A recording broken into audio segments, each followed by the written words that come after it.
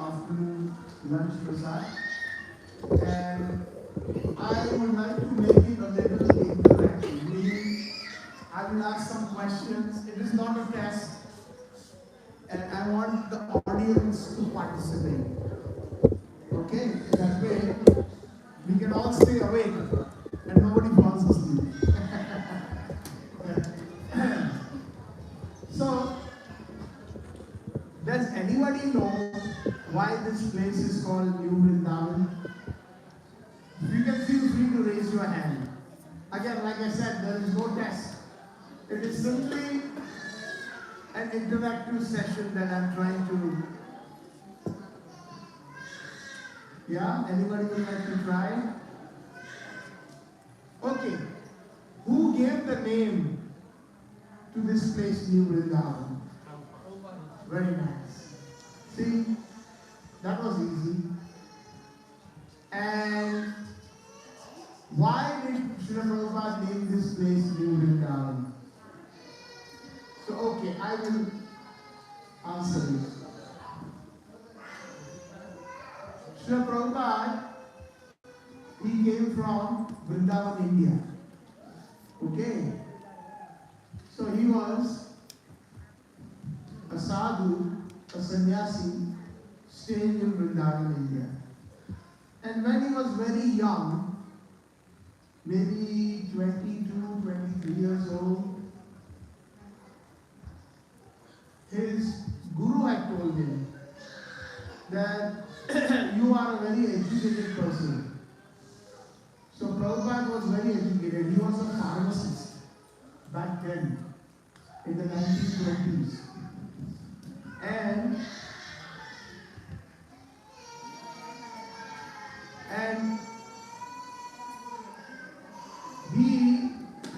Sunil Prabhu, can you show her the playroom? Maybe the child will be quiet. Yeah. In the back, right there. Sunil Prabhu, take this Mataji with the child to the playroom in the back.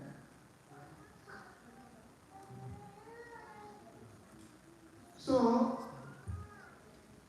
he was thinking, now I am old. He was almost 70 years. And he was only 20 or 22 years when his guru gave him that instruction. That you are very educated, so you can preach about Bhagavad Gita, about Chaitanya Mahaprabhu's teachings to the English-speaking people. And while he was in Vrindavan, he was thinking that I have not fulfilled my Guru's desire yet. So he decided to come to America in 1965 after a 40-day journey by boat, by a steamship, not cruise ship, cargo ship.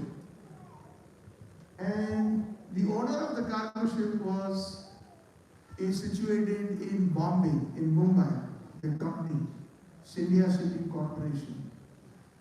And at that time, Prabhupada wanted to meet the owner so that he can ask for a place in one of our ships coming to America. But it is not so easy to meet the owner of a very big company, right? Supposing if you want to meet Bill Gates, is it easy? No. Or if you want to meet Warren Buffett, is it easy? No. Or in India, if you want to meet Mukesh Ambani, is it easy? Not possible, almost, right? So what did he do? As a sannyasi, as a sadhu, he sat outside the company by the main door, by the main gate, and he was waiting. One day she is going to pass through him. But the company has got many gates. Which gate she is going to come and go, we don't know. He didn't know, but he had faith. After trying every day for one whole month, finally she was walking out of that gate. The owner was Mrs. Sumati Murarji. That was the name of the CEO of the India Shipping Corporation. And when she saw a sadhu, she said, Swamiji, you are sitting outside, how can I help you? So he said, I need an appointment with you. So she told her secretary, Mr. Choksi, please give him an appointment. And Mrs. Morarji was very, very pious lady. She was also a Vaishnavi, a devotee of Krishna. So then when the time came, when Prabhupada went to her office, he requested, can you please give me one small space in your cargo ship that is going to America? My Guru has instructed me to preach about Bhagavad Gita, about Krishna, about Chaitanya Mahaprabhu to the English-speaking world. So she said, Swamiji, you are almost 70 years old. This is not cruise ship. This is cargo ship. We don't have any good facilities. It's not good for you. But he said, you know, the instructions of the Guru is very important. And I request you, please consider that. So after some persuasive request, she said, okay, fine. I will write a letter to the ship captain. His name was Captain Pandya. And the ship was going to start from Kolkata port and from Bay of Bengal. So when the time came in September of 1965, Srila Prabhupada was nobody around him, just himself, with one steel suitcase, made of tin, not even steel, tin, patra suitcase. He had some sets of Srimad Bhagavad, the first canto. Srimad Bhagavad is, I have a question now. I said we will make it interactive. How many cantos does Srimad Bhagavad have?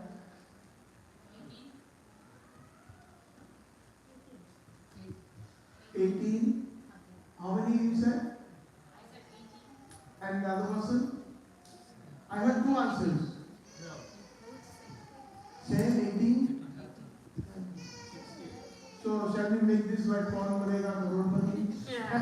Lock कर दिया जाए? Or do you want a lifeline? Anybody wants a lifeline? 18? Lock? Lock it? Okay. So the answer is wrong. You lost all your money. I'm just joking. It is 12 cantos. So for example, another question. How many divisions of Ramayana, or how many, like Srimad Bhagavatam is 12? How many is Ramayana divided into? Or it is called Kandas in his bag. 2-3 pairs of sannyasi's clothes, one umbrella, and you know how many rupees? Take a guess. Again, question. Yeah? None. Well, he had something, but almost none. Yes. How much? How much? 10 rupees? 100? 1 lakh. Wow. Yeah? 2 rupees. Okay. So thank you for trying. His answer is the closest. Almost none. 35 rupees. So which is approximately back in 1965 about $7. So it was exchange rate was $1 was equal to 5 rupees. Today Indian rupee is almost 85 rupees. Right? Some of you are from Nepal, right? What is the exchange rate? US dollar to Nepal? Oh, 151. Almost double than India. Yeah. So we can see how our currencies have depleted so much. But anyways, that's all Prabhupada had. And when he arrived at the Boston Harbor, he was saying, he wrote one little diary. It is called the Jaladuta diary. What is it called? Jaladuta diary. That was the name of the ship. The name of the ship is Jaladuta. So he called it the Jaladuta diary. So all of his everyday activities for 40 days, he would write down. He He even did one Janmashtami on the Jalud, on the steamship. And he had a very small room, but the owner of the shipping company said that told the captain, please make arrangements if the Sadhu is vegetarian. So make sure there is enough sabji, vegetables, enough rice, enough grains so he can cook. And Prabhupada would cook and offer it to Krishna. And then he would distribute the prasad to about 5 or 6 crew members. Captain Pandya, his wife, and another 4 or 5 crew. It's such a big ship, only 5 people. And Prabhupada was number 6. So that's how we celebrated Janmashtami. Now,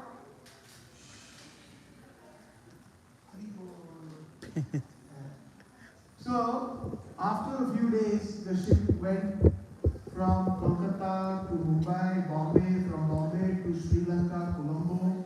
From there, the ship traveled to the Middle East. There it went through the Atlantic Ocean to the bottom of the African countries. And then from there, further it traveled to the United States, 40-day journey. When the ship went through the Atlantic Ocean, that portion of the Atlantic Ocean was very, very rough. Big tufan.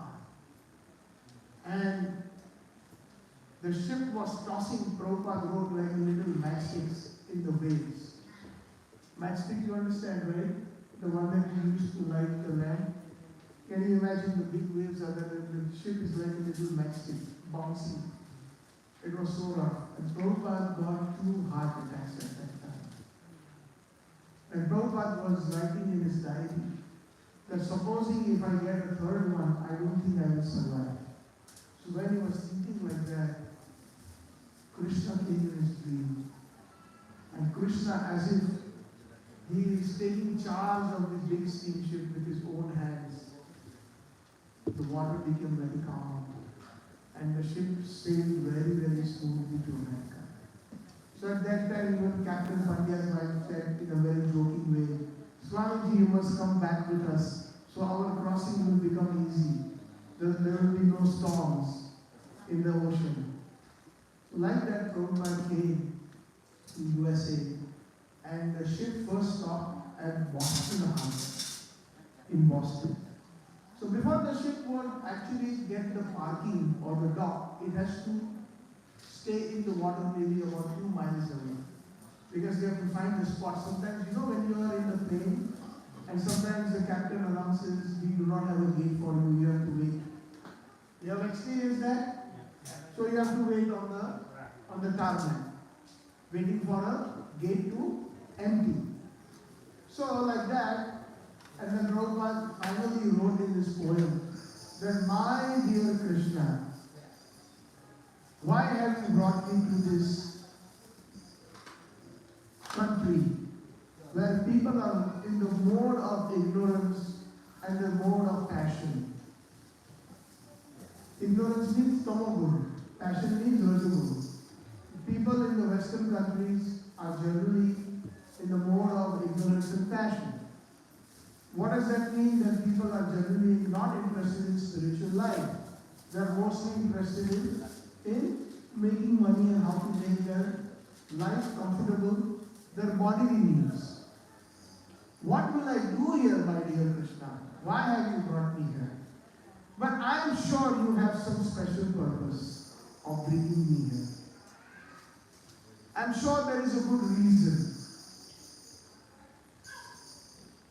So, my dear Krishna, you make me dance, make me dance, make me dance just like a Katputli. You know what Katputli is? Puppet. You have seen? Puppet show you have seen? The kids? Yeah? What does the puppeteer do? He has the strings in the hand and he controls the doll. Right? So Prabhupada is saying to Krishna, I'm just like a wooden doll in your hand, and you can do as you please with me. I hope whatever I speak, these people in America will be able to understand. So please do dance, make me dance, just like a puppet. And he signed at the end of the poem, most insignificant beggar, A.C. Bhaktivedanta Swami. That's he signed. When he came out, he was telling in his letters that I did not know where to go left or where to go right. And I had only 35 rupees, which is about $5 or $7. That is hardly 1 hour's expense in a city like New York. Today, if we are in America, most of you are living here, $10, $20 goes like that in 1 hour. Right? You go to a store, the Matajis, the ladies go, you go to Walmart. You go for half an hour and the bill is $80. Easily, right? Right? What goes to a restaurant? Easily, if you go with 4 people, $100. Right? So, not even 1 hour's of expense in New York, Prabhupada writes in his letters. But somehow or the other, Krishna, you brought me here. So then he had one contact from Mathura. He was staying in Vrindavan. Mathura is the next big city. And that contact, his son was studying, or not studying, he was staying in Butler, Pennsylvania. Does Butler, Pennsylvania ring a bell to anyone recently? He understood, huh?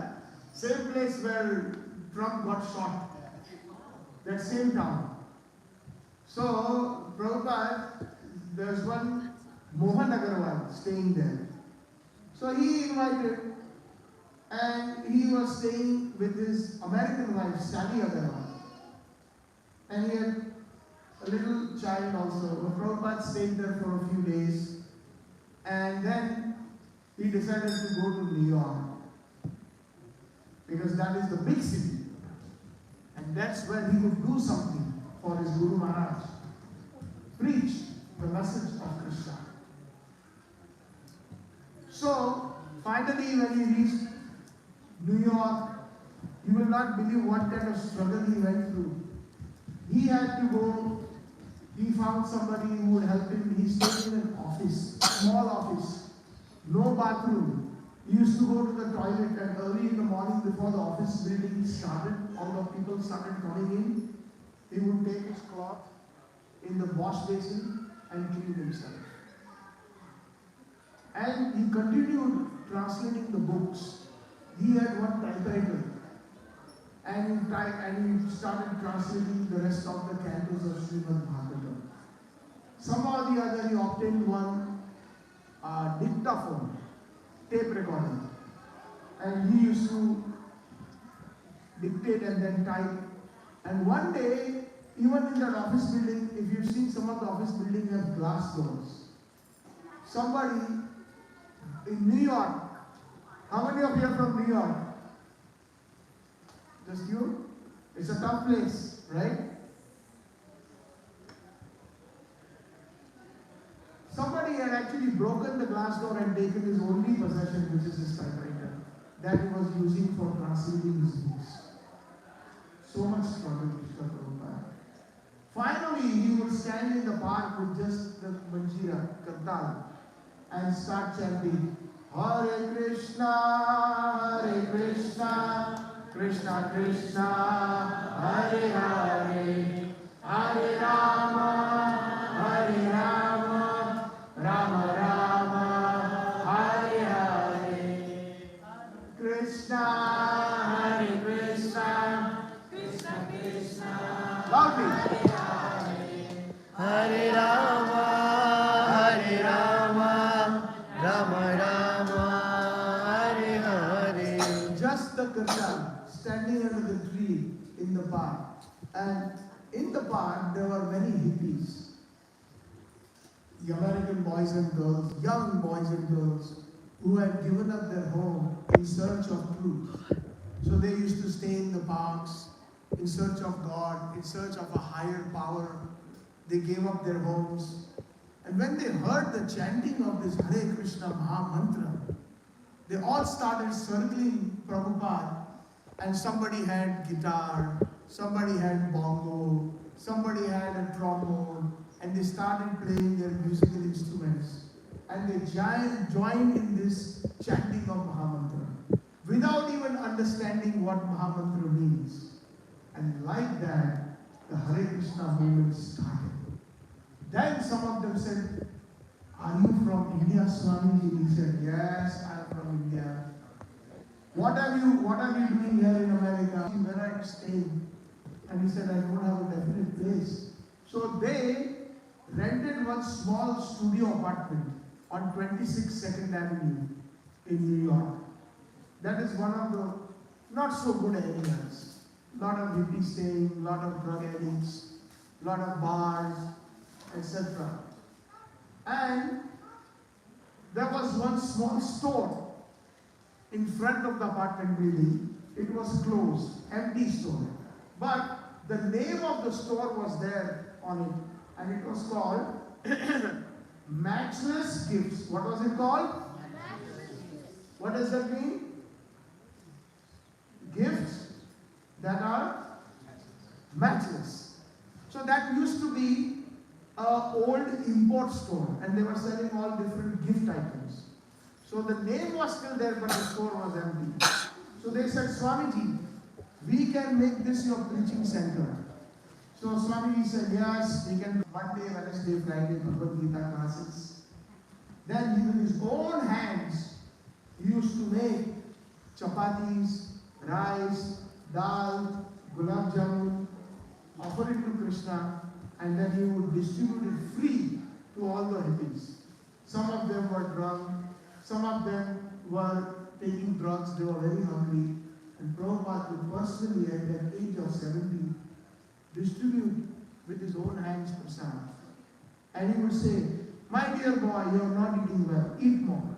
So some of these hippies were eating 20 chapatis each. So Prabhupada used to make them constantly and serve and serve and serve and serve. And he won their hearts. So somebody asked, when finally after a few years, one very great poet in the American Society known as Allen Ginsberg, he, and along with one professor of Ohio State University, knew that there was beautiful land here in West Virginia. And it is all forest. But that would be very nice. And they wanted Swamiji to see it. So Swamiji said, "Yes, I will see it." Prabhupada said, "Take me there." And when he came here, he saw this beautiful place. And he said, "I feel this is not different from Vrindavan." So we started the question, why is this place called New Vrindavan? So he said, Prabhupada said, if there is New York, New Jersey, New England, why not New Vrindavan?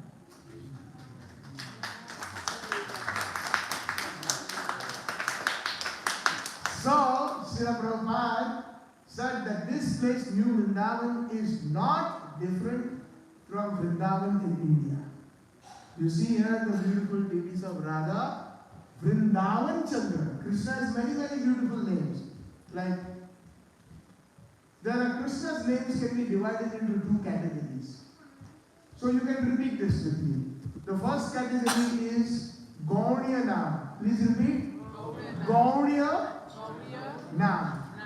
And the second category is Vishesh Nam. Vishesh Nam. Everybody. So what is the example of Gauriya Nam? Gauriya Nam example is Bhagwan, Paramatma, Prabhu. But what is Vishesh Nam? Vishesh Nam is Krishna is also sort of in the category of Gauriya Nam. One can say that. But Vishesh, yes, Kana, Yashoda Nandan, Nanda Nandan, Vrindavan Chandra. So when somebody, Bihari Lal, Govind Dev Ji, Gopinath Ji, so many Vishesh Nam. And when we say those Vishesh Nam, Krishna's eyes become wider. Oh, who is this devotee calling me with my mother's name? You know my mother's name? Yashoda. You call me Yashoda Nandan. You know my father's name. You call me Nandanandan. You know that I am Vrindavan Chandra, the moon of Vrindavan. Chandra means moon. In Vrindavan Chandra, Krishna is so beautiful, his face is like a moon. So when we use those names, he is most pleased. So we should try to remember, because Krishna's Vishesh Naam is with some Leela. Like Yashodanandan means the son of Yashoda. So there is Leela. Past tense with Yashoda Naam. Nandanandan, son of Nanda Maharaj. Vrindavan Chandra, the moon in the forest of Vrindavan. That is so beautiful. So like this place is called New Vrindavan. It is non-different because we have Radha Vrindavan Chandra, Gaur Nitai, we have Gopal Nath Ji, and also we have Prahlad Maharaj, Rishikesh Bhagwan. They are there. And then we have the Gurus of the Gurus of the Gurus of the Gurus of the Gurus of the Gurus of Prabhupada. They are situated there. Those sadhus that you see, they are known as the Shada Goswamis, the 6 Goswamis of Vrindavan. They appeared about almost 535 years ago in Vrindavan. And they are the ones who rediscovered Vrindavan in India, because does anybody know about 500, 600, 700 years ago what happened to India? Loudly. Yes, the Mughals were ruling. And what did the Mughals do? The Muslim emperors. They broke the temples, they destroyed Vrindavan, and everything was lost. So Chaitanya Mahaprabhu, as you see on the left altar, he is on the right.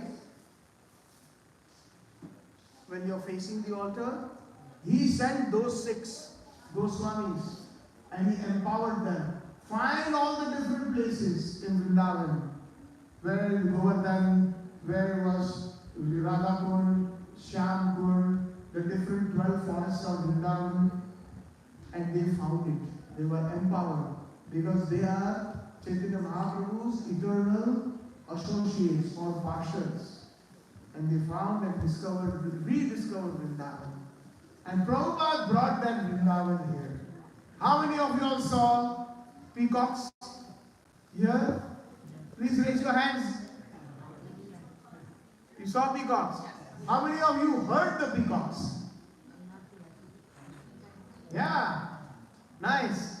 How many of you saw cows here? You see? So this is Vrindavan. Right? Bhogarti, and then Nrsimharti, and this short Krishna Katha. I hope wherever you come from and wherever you will be going to, you take Vrindavan in your heart and keep coming back. Hare Krishna. Hare Krishna. Prabhupada ki Jai. Gaur Premanande. Hare Hare Bol. So now a prasad is served outside for everyone. Please take ample prasad. Yes, please. Lunch prasad. बाहिर प्रसाद छ, लिनु होला. हरे कृष्ण. हरे कृष्ण.